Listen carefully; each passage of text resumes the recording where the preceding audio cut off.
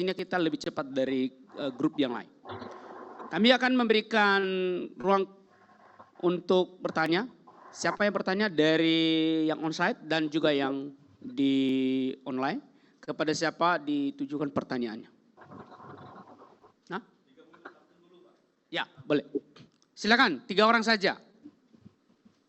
Siapa yang bertanya? Dari ruangan ini atau di online juga boleh.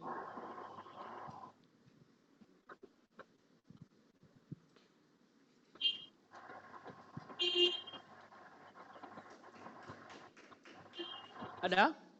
Ya, tadi dia bertanya tapi nggak ada ruang bagi dia tadi. Kita tampung dulu ya. Kita tampung dulu. Boleh. Kamu tanya apa? Baik, terima kasih. Shalom bagi itu semuanya. Saya bernama Kelvin Saputra Harita, Prodi S1 Teologi. Di sini saya mau bertanya kepada pembicara yang kedua. Bapak Dr. Elia Tembunan. Iya. Yang ketiga Pak. Ketiga? Ya. Sama Bapak? Marpaung. Pawelko Henro ya. Silakan. Jadi di sini saya menulis di sini bahwa dalam kutipan poinnya dia mengambil bahwa AI itu bisa menjadi sebagai pendukung, contohnya bagi persiapan khotbah. Dan yang kedua sebagai pelaku langsung dalam liturgi. Nah di sini menjadi pertanyaannya, bagaimana jemaat atau mahasiswa pelajar STT Real Batam dapat membedakan khotbah pengajaran yang bersumber dari AI dan yang tidak? Karena kebanyakan pengajar maupun yang mengajar itu bisa dibilang menggunakan AI, tapi kita nggak bisa membedakan apakah itu secara etis atau tidak. Baik, ditampung dulu ya. Pertanyaan kedua, ada lagi yang bertanya dari online?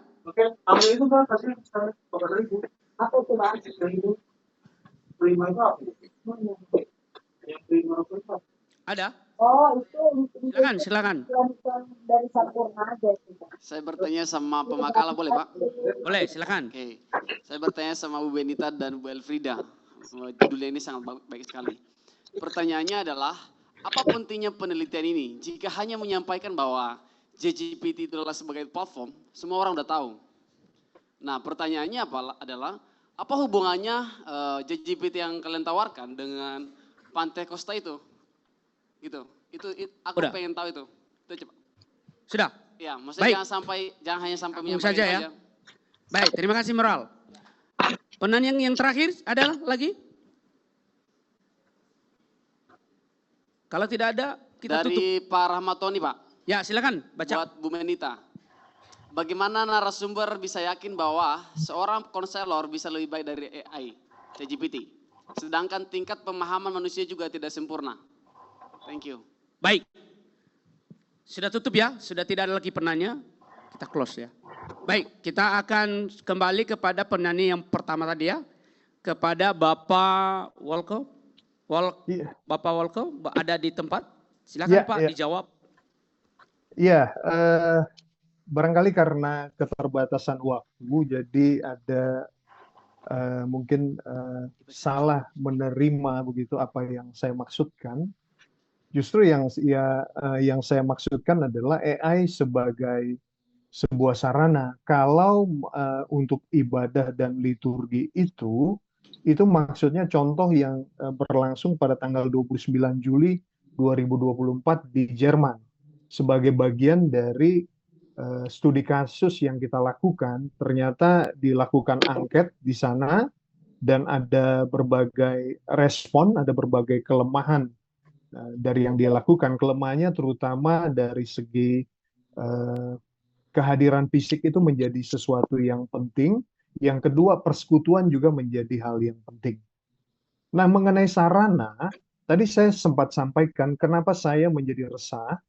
Saya melayani menjadi youth pastor selama beberapa waktu, dan saat ini juga menjadi pengurus di Departemen Pemuda Nasional.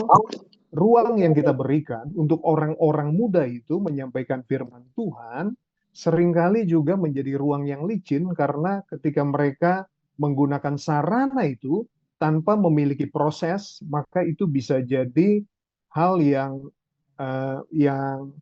kurang pas, kurang tepat. Berbeda dengan saudara. Saudara kan semua mahasiswa STT ini belajar dari awal.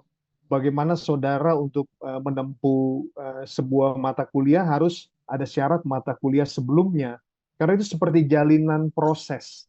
Sebagaimana model set, search, encounter, transformation itu adalah proses dan framework. Jadi kalau tidak melewati proses, jangan-jangan saudara hanya bicara begitu. Saudara tidak ada waktu untuk merenungkan firman Tuhan, tidak ada waktu untuk kemudian firman Tuhan itu menjamah hati saudara. Seperti Pak Freddy tadi ya, paling tidak ada selama 21 hari puasa itu.